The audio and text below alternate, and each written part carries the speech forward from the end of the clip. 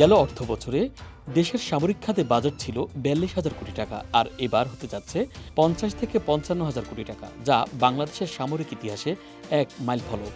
এই বাজেটের পেছনে রয়েছে বছরের পর বছর ধরে জমে থাকা অবহেলা, সীমান্ত উত্তেজনা এবং আঞ্চলিক ভূ রাজনীতি থেকে অবস্থান সুদৃঢ় করার তীব্র আকাঙ্ক্ষা।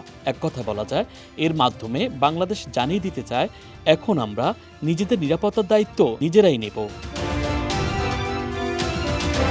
প্রয়োজনের তুলনায় সামরিক বাজেট এতই কম থাকে যে তিন বাহিনীর কোনো শাখাই তাদের সর্বোচ্চ ক্ষমতা ব্যবহার করতে পারছে না।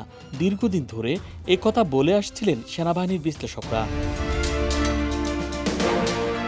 বর্তমানে বাজেটের প্রায় ৭০% চলে যায় বেতন, রসদ, জ্বালানি ও রক্ষণাবেক্ষণে। আধুনিক অস্ত্র কেনার জন্য হাতে থাকতো মাত্র ৮ থেকে ১০,০০০ কোটি টাকা, যা দিয়ে যুদ্ধ বিমান বা সাবমেরিন কেনা প্রায় অসম্ভব। কিন্তু এবার পরিবর্তন এসেছে। বিদেশি বিনিয়োগ, ঋণ ও প্রযুক্তি স্থানান্তরকে কাজে লাগিয়ে বাজেট বাড়ানোর কৌশল নিয়েছে সরকার।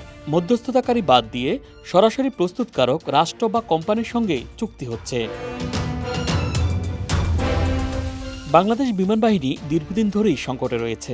বাহিনীটির বহরে আছে পুরনো রুশ MiG-29 আর চীনা F-7, যা দিয়ে আকাশ নিরাপদ রাখা সম্ভব নয়। এবারের বাজেটে ৩ থেকে ৪,০০০ কোটি টাকা বরাদ্দ রাখা হয়েছে। পরিকল্পনার কেন্দ্রবিন্দুতে রয়েছে চীনের J-10C মাল্টিরোল ফাইটার জেট। এর সঙ্গে থাকবে রাডার আপগ্রেড, পাইলট প্রশিক্ষণ এবং নতুন গ্রাউন্ড সাপোর্ট ইউনিট গড়ার উদ্যোগ। এই বিমানগুলো ভারতের রাফাল ও পাকিস্তানের JF-17-এর সঙ্গে প্রতিযোগিতা করতে সক্ষম।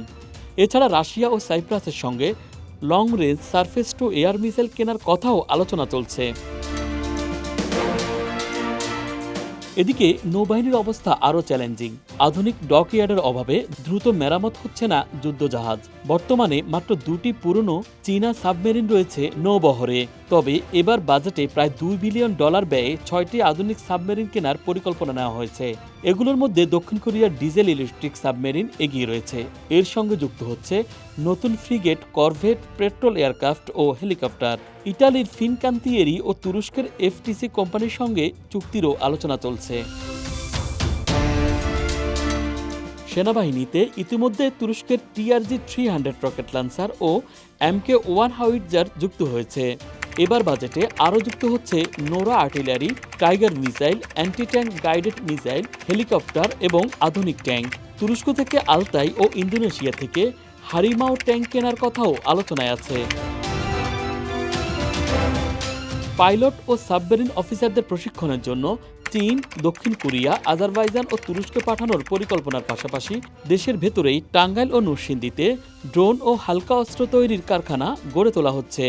এদিকে তুরস্কের বেকার ও রকেটসান কোম্পানি প্রযুক্তি হস্তান্তরে রাজি হয়েছে। ভবিষ্যতে বাংলাদেশ নিজস্ব চাহিদা পূরণ করেই ক্ষান্ত হবে না। দক্ষিণ এশিয়া ও আফ্রিকায় অস্ত্র রপ্তানিও করতে পারবে। দক্ষিণ এশিয়ার ভূ রাজনীতিতে পরিবর্তনের ছাপ পড়েছে। ভারত, যারা একসময় বাংলাদেশকে অবহেলার চোখে দেখত, এখন এই উত্থানকে নতুন শক্তি হিসাবে দেখছে তারা। তাদের সীমান্তে বাড়ানো হচ্ছে যুদ্ধবিমান স্কোয়াড্রন।